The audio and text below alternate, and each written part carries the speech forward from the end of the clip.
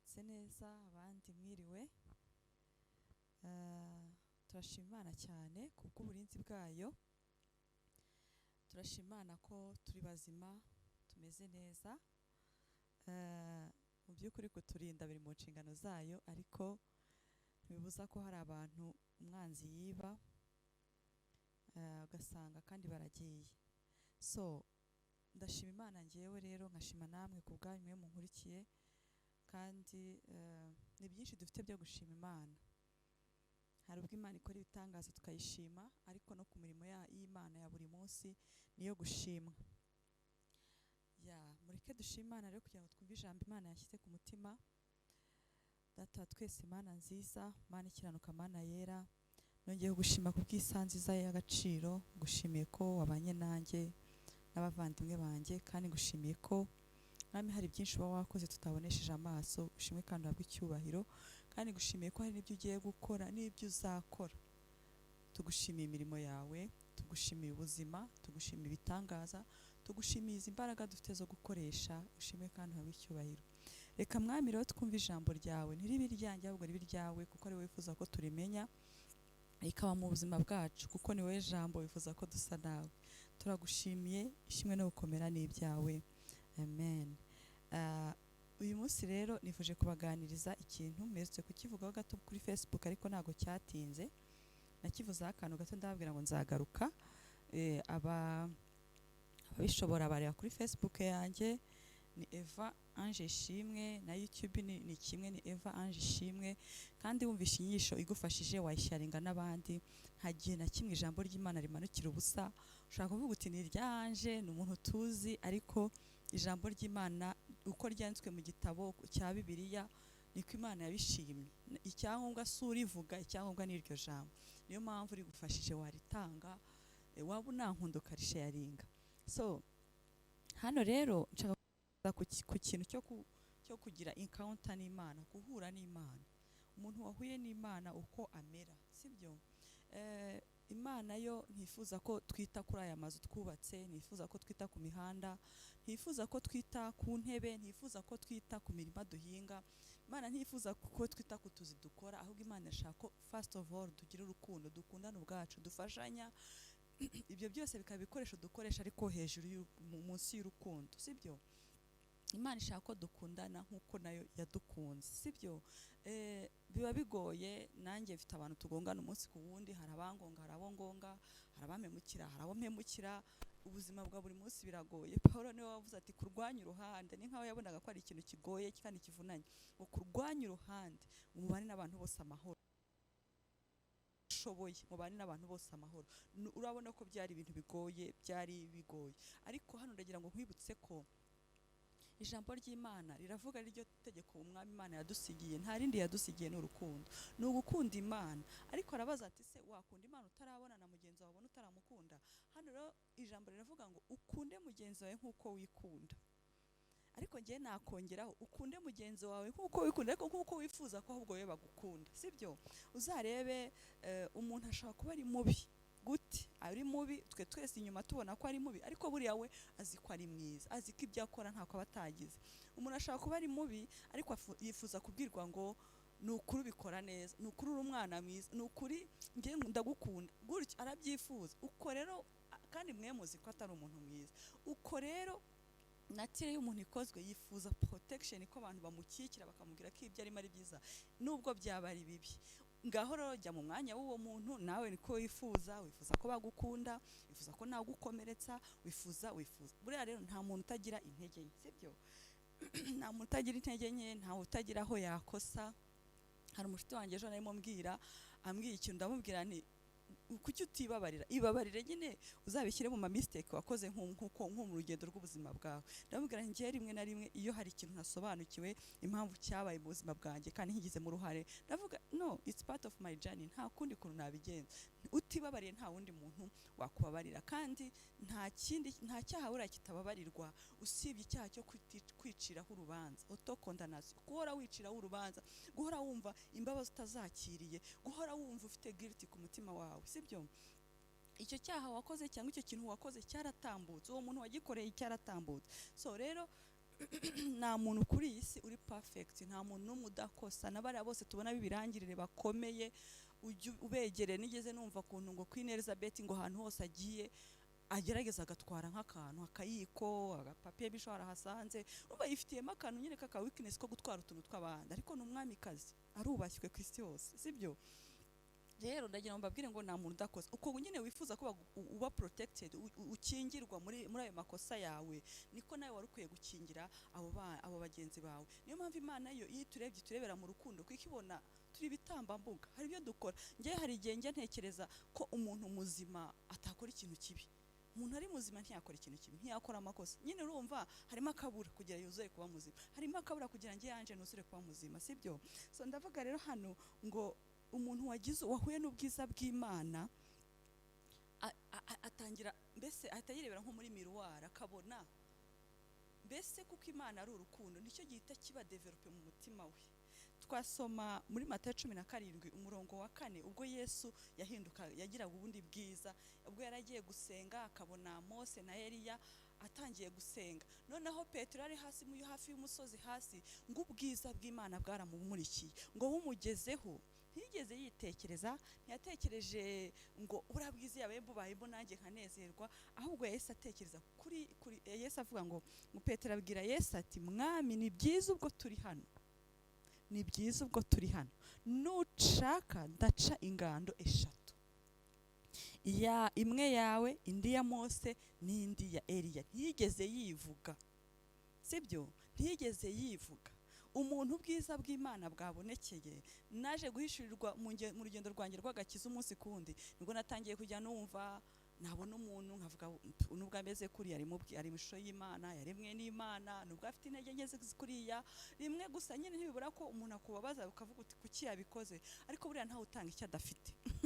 Umuntu atanga uri mu biko muri we, kandi uru rugendo turimo buri wese yiga kuba mwiza. Umunsi ku wundi twirwa turwana nuko twaba mwiza, twababeza, twakundwa n'abantu, twashimwa n'abantu. Hari n'abantu bateye imbere mu bintu bifatika mu mafaranga, usanga kubera ko nta rukundo ahabwa arugura, sibyo? Nta muntu utifuza akava mu bapfumu bakamuha utuntu akanatera imbere, ariko akajya gushaka umukobwa ahaye mafaranga kugira mukundi, akirirwa afata inshuti z'akazijyana ahantu akazigurira kugira bahore bavuga izina rye, sibyo? Ariko rwose rwo rukundo dushaka urukundo rw'umwimerere rwa Kristo, ku buryo hahandi tuvuge nk'urukundo rw'umubyeyi n'umwana, ni urukundo amukunda sans condition, nta condition yaba mubi yaba mwiza ategetswe kumukunda. Sinzi niba tubyumvikanaho, sibyo? Hano rero Petero amaze kureba ubwiza bwaramuburikiye, abantu bose muri Bibiliya cyangwa muri iyi si bagiye bahura n'ubwiza bwa Kristo, bagiye bamubona, ikintu bahitaga bagira kinini cyane, bahitaga bumva bagize urukundo rudasanzwe, bagahita bumva mbese umuntu wese uko yaba ari kose, mbese akumva naho yahura n'umuntu wambaye ibicabari yamuhobera, umuntu naho yamutuka akamubwira ati nukuri nawe si we. Reba urugero rwo mu byakozwe n'inka muri Stefano umunsi yahuye bamutangiye kumukubita, Bibiliya avuga ngo umwami Yesu aramubonekera, ngo agiye kubona bavuga marayika, ngo marayika aramubonekera, ngo abone ubwiza bw'Imana. Arangije ntigeze yumva ububabare bw'amabuye, kandi murabizi ukuntu uyu mubiri wacu tubabaza, ntigeze areba ibitutsi bari kumutuka, ahubwo yaravuze ngo bababarire kuko yaramaze kubona ubwiza, sibyo? Umuntu wagize encounter na Jesus, umuntu wagize guhishurirwa n'Imana, agira urukundo. So hano rero urambaza Ange, wifuza ko dukunda nawe nanjye, kandi ni urwo rugendo ndimo ndabipratika, ndimo ndabyiga, ariko ubwo bwiza se twahurira hehe nabwo? Bibiliya ivuga ngo mushaka ubwami bw'Imana no gukiranuka, ngo ibindi byose muzabyongererwa. Uti se gushaka ubwami bw'Imana, buriya ndabyibuka kera najya nurira za jari, nkurira za gasyata ngiye gusenga mu byumba by'amasengesho, naje kubona ko uwo muhati utari ubusa. Umwami Imana yaje kundokariza, arambwira ati ngwino narakubonye, nubwo ujya mu bujije, nubwo ujya gusenga muri utwo twumba rimwe tutanemewe n'Imana, kuko buri utwumba twose ntabwo dufite ubwiza bw'Imana, atariko nta cyo narebye ni umutima wowe ugenda ari njye ugiye gushaka, sibyo? So gushaka Imana rero ni umuhati, kuriya tubyuka tujya gushaka ibidutunga, no gushaka Imana ni umuhati. None se muyobe ko dukozwe mu bice bitatu, dukozwe mu mubiri, dukozwe mu bugingo, tugakorwa no mu mutima.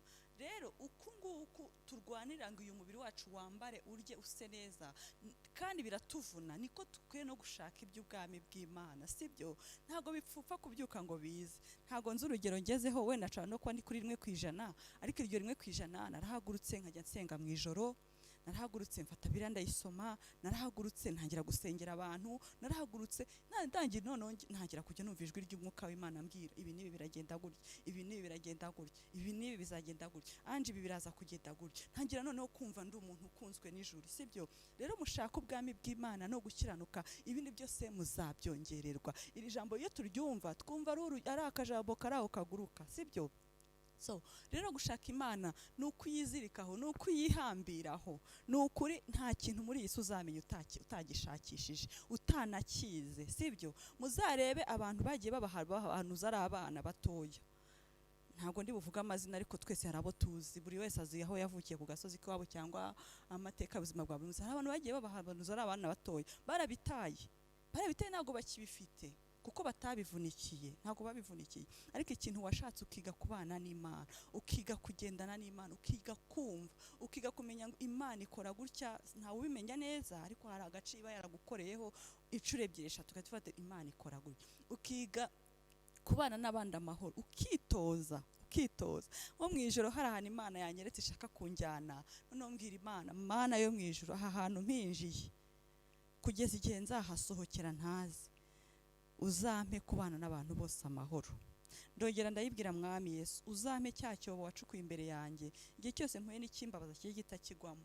Ndamubwira nti kandi ntago njyanyeyo Anje ngo ngiye gukora ibi nibi, ahubwo njyanyeyo kugira ngo nkumurikire. Mwami uzampe kuba urumuri, uzampe ngo zahave bavuga ngo ni ukuri twari dufite umuntu. Ni iryo sengesho nahise nsenga. Ubuzima bwacu bwa buri munsi ni ukugendana n'Imana, ni ukugenda uvugana n'Imana, ni ukugenda uganira nayo, ni ukugenda uyikonsilita. Ubwo nibwo buzima bw'Imana. Ariko aha ndabivuga ku bantu bakunda Imana, hari abantu badakunda Imana. Ngiye maze guhura n'abantu benshi hasi ngo uwo Yesu uri kuvuga, ariko ndavuga Yesu Kristo wancunguye, ndavuga Yesu Kristo wankuye mu muryango udakijijwe kwa mama no kwa papa, ndavuga Yesu Kristo wankijije impfu nyinshi udashobora kubara, ndavuga Yesu Kristo mba ndi kwibaza ngo amafaranga akora iki ndayakura he, mu gitondo nkumva telefone nahamagaye ati ngwino ukora iki kiraka. Ndavuga Yesu Kristo umbashisha nkahagarara hano, ndavuga Yesu Kristo undinda singe mu byaha sinirwe nivuruguta, ndavuga Yesu Kristo nabashije kubona wenda 10% kuko ndacyashaka gukomeza kumubona, sibyo? So umuntu rero wabonye ubwiza bw'Imana agira ishyaka ryo gukorera abandi, agira ishyaka ryo gukunda abandi, agira ishyaka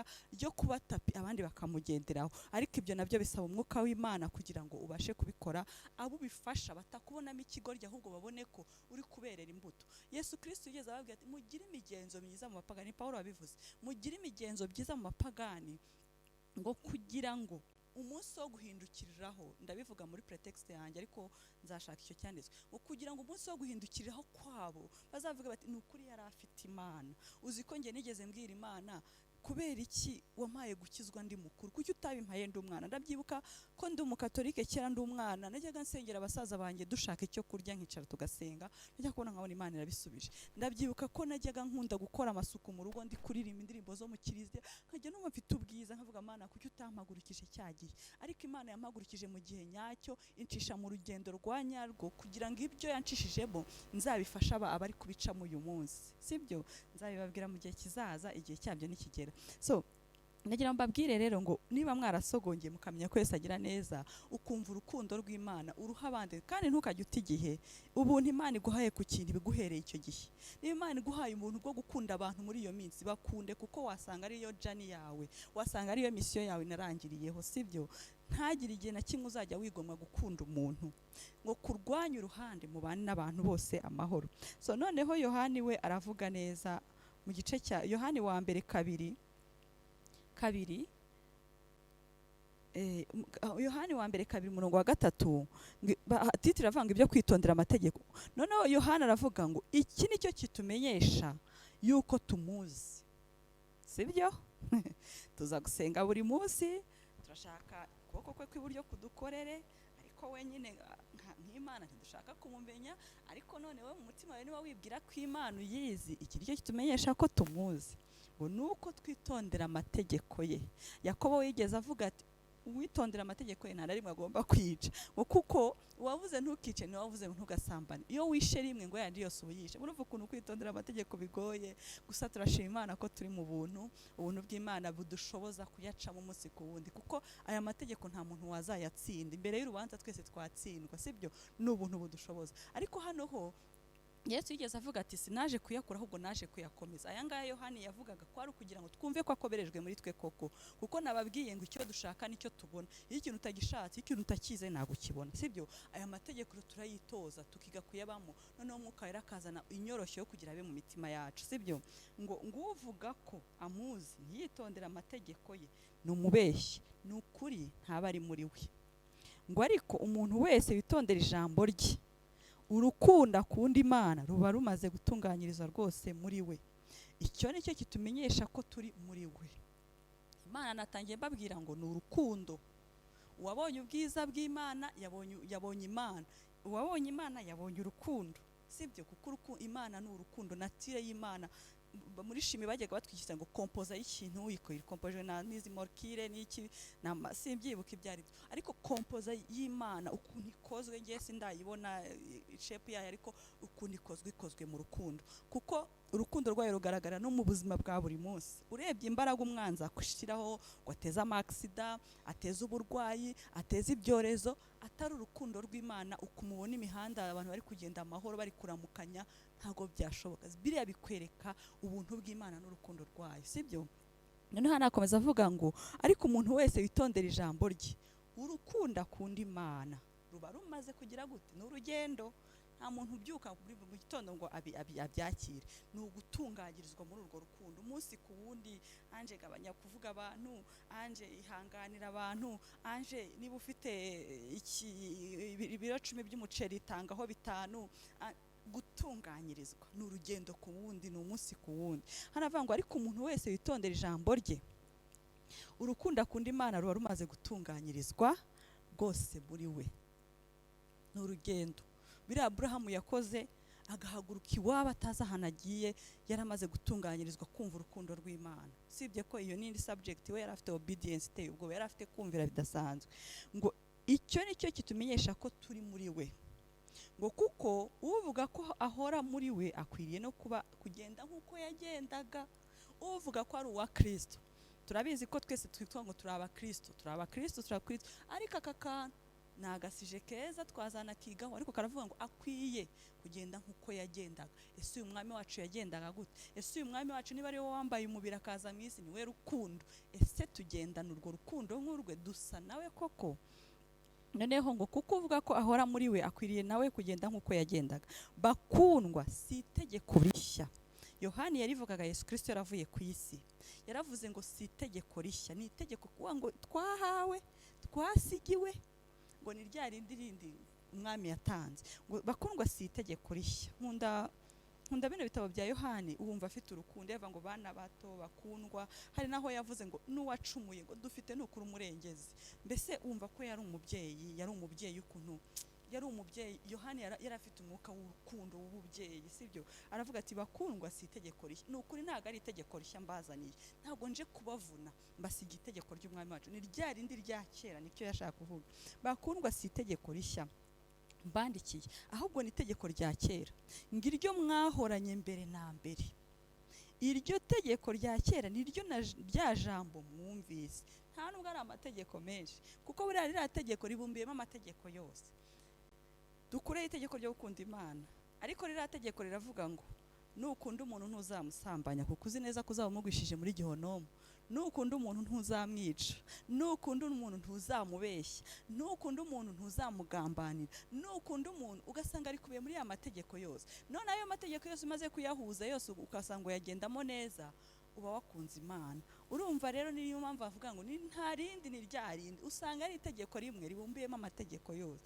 Ngo ariko kandi ndabandikiye itegeko rishya, ari ryo ry'ukuri kuri we no kuri mwe, kuko umwijima ushize umucyo ukuri ukaba maze kurasa.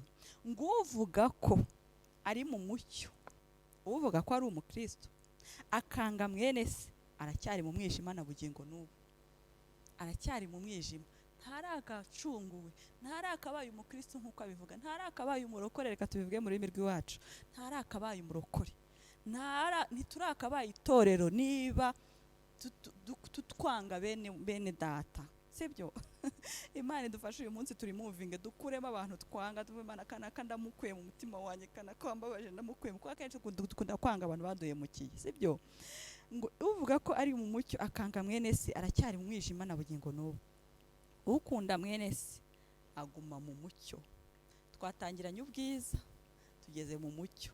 Uguma mwene se ahorana bwa bwiza Petero yabonye, ahorana n'ubwiza. Kandi muzarebe niba muzi ikintu gituma abantu barwara za stroke, basaza vuba, harimo ikintu cyo cyitwa kwangana.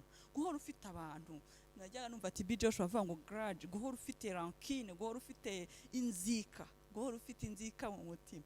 Aravuga ati ibyo bitera indwara bitera indwara, bitera amastroke, bitera uhora unaniwe kuko uhetse abantu muri wowe. Ubaribere ubarekure. Buriya zira nizo ntege nke niko abishoboye. Ngo ukunda mwene se aguma mu mucyo, nta kigusha kiri muri we, naho uwanga mwene se ari mu mwijima kandi agendera mu mwijima, ntaza hajya, ntaza hajya kuko umwijima wamuhumye. Ndabasuhuje abantu bahora bavuga ngo yangiriye nabi, yarampemukiye, nanjye ndimo ariko nkunda kubivuga, yarampemukiye, yagize gute, ugasanga we yaragiye. Nigeze mbabwira nti imbaraga zo kubabarira umuntu waduhemukiye, tuvuge for example, umuntu waguhemukiye ahagaze hano imbere yawe, ari kwikomereza urugendo agenda, arakomeje ari kujye, we aguteye umugongo arakomeje aragenda, wowe uri hano urimo uragenda, yarampemukiye we, yarampemukiye, wakomeje urugendo, yarampemukiye, ninde ubabaye muri mwe? Wakomeje urugendo. Yabikoze abizi, cyaramugwirire, nta n'ibyo azi, nta n'ibyo yibuka. Mwari muzi ko ari igihe n'abantu tubarakare batibuka n'ibyo bakoze, murabizi ko ibyo bintu bibaho. Ugasanga ariko wowe uri inyuma uri guhondahonda, yarampemukiye. Ninde ubabaye muri mwe? Ninde uri kwangirika? Ni wowe, sibyo? So hano rero turagira ngo tubibutse ko uyu mucyo ntago umurikira uyu mubiri, umucyo wa mu mutima. Igihe cyose harimo abantu mu mutima, umutima wawe uri kubreedinga, uri kuva amaraso, uri kurira kubera baguhemukiye, kubera budakunze, kubera abutishimiye iterambere ryawe, kubera bufitiye ishyari, nta mucyo uri mu mutima wawe, sibyo? Dusaba umwami Yesu atwuzuzemo urukundo. Dusaba mbese ugira ngo ni isengesho rikomeye, woye uravuga ngo reba mu mwijima, aho umwijima uba mu mutima wanjye, ushyiremo imbaraga zawe mwami Yesu Kristo, ushyiremo umucyo wawe, ushyiremo ubwiza bwawe. Nicyo uvuga, nta kindi. Ubyuka ubisaba, ukavuga Mana ndashaka kugira umutima nk'uwawe, ndashaka guca bugufi nk'uko wacaga bugufi. Kandi yavuze ngo tumere nk'uko yagendaga, niba koko turabe, niba koko turi abakristo turabe. So rero nagira ngo mbibutse ko nta muntu muri iyi si udafite intege nke, kandi mumenye ngo buri muntu wese ahora arwana no guhinduka, kandi buri muntu wese yifuza kuba bamukunda. So reka dusabe umwami Yesu Kristo dusenga tunasoza, kugira ngo atwibutse rya tegeko rya kera, atwibutse ko tutavutse turi babi, atwibutse ko tutavutse dufite ishyari, atwibutse ko tutavukiye muri iyi si kurakarira abandi. Abantu bagira ishyari ntago batera imbere, mwarabibonye, ntago batera imbere, bahora ntashobora. Imana ntago yaduha potential zo twese zisa. Ntashobora kureba ko afite impano yo kwigisha, ahora areba ufite impano y'ubuganga, atahati yabaye umuganga da, yarize. Kandi nawe afite potential Imana yamushyizemo. Buri muntu kuri iyi si, nta muntu uza muri iyi si Imana itamuhaye iki. Iyo rero uhora ureba iby'abandi, hari n'abadukanye umutima wo kutashima iby'abandi. Wabona umuntu ameze neza nuvuga ati byibura ameze neza, turashima Imana ko ameze neza, ahubwo tugahora dufite uyu mutima. Rero reka dusenga Imana dusaba ngo iwuvide, iduhe umutima mushyashya, wa mutima muri Yesu Kristo ari widuha. Data wa twese Mana nziza, ndagushimiye kubw'ijambo ryawe, kandi mwami ngushimiye ko ubwo ndivuga hari uryumva akaryiga, nanjye uburi inyigisha, kuko mwami bitava mu mbaraga no mu bwenge bwanjye, ahubwo biva mu mbaraga z'umwuka wawe wera. Niyo mpamvu kwinginze mwami Yesu Kristo ngo amazi n'amaraso byavubutse mu rubavu rwawe byoza umutima wanjye, byoza imitima y'abatwumva. Mwami Yesu Kristo ugende handi umwijima uba, ukuremo ikintu cyose kitari icyawe, maze mwami uduhe umutima wawe mushya, uduhe kugenda nk'uko wagendaga, uduhe inyota yo gukora ibyawe, uduhe inyota yo kumva ibyawe, uduhe inyota yo kuba nkawe. Ndagushimiye cyane. Reka mwami Yesu Kristo amazi y'ubugingo atembe mu mitima yacu kandi abashe no kugera hanze. Reka tube urumuri, tube umucyo, reka ubwiza bwawe butumurikire muri byose, mu byo dukora, mu byo tuvuga, mu byo twirirwamo, turyamye, tugenda. Mwami ntakagira aho uduha amahoro, ahubwo ubwiza bwawe budutsikamire, buturemerere, kuko twifuza gusa nawe, twifuza gukora ibyo waduhamagara gukora muri iyi si, kandi twifuza kubikora muri excellence. Mu izina rya Yesu Kristo, amen. Shalom shalom, murakoze. Imana ibaha umugisha. Amen.